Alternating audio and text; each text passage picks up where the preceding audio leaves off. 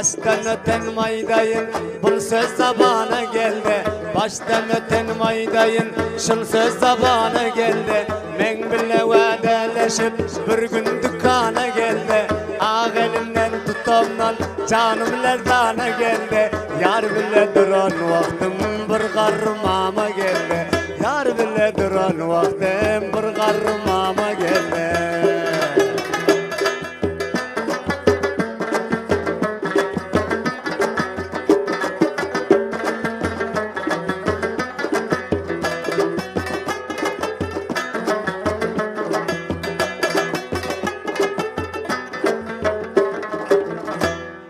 Sol günü men nagahan işk tuzağına düştüm. Çapalap öteyn diysem gamlayına bulaştım. Mama gözlemen durqa böktüm hayattan açtım. Üstüme barar diyep gönlüm gumana geldi. Üstüme barar diyep gönlüm gumana geldi. Gelmesi vaktinde geldi.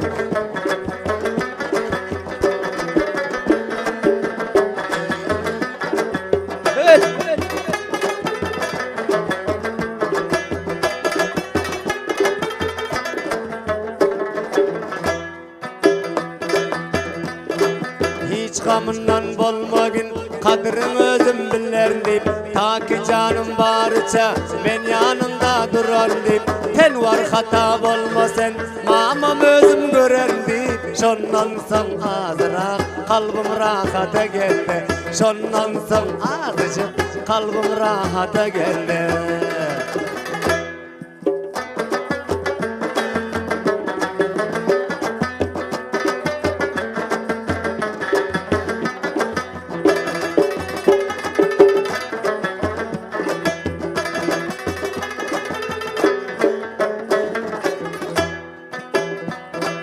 Ayağıma zina bulup gel hayata çık diyde.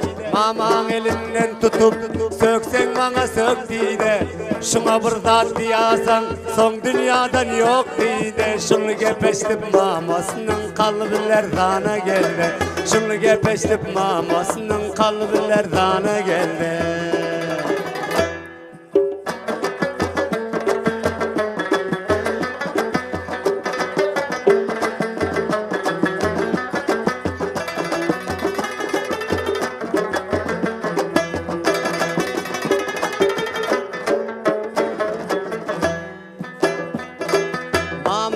Çeyin bilmen pes çay başa oturdu.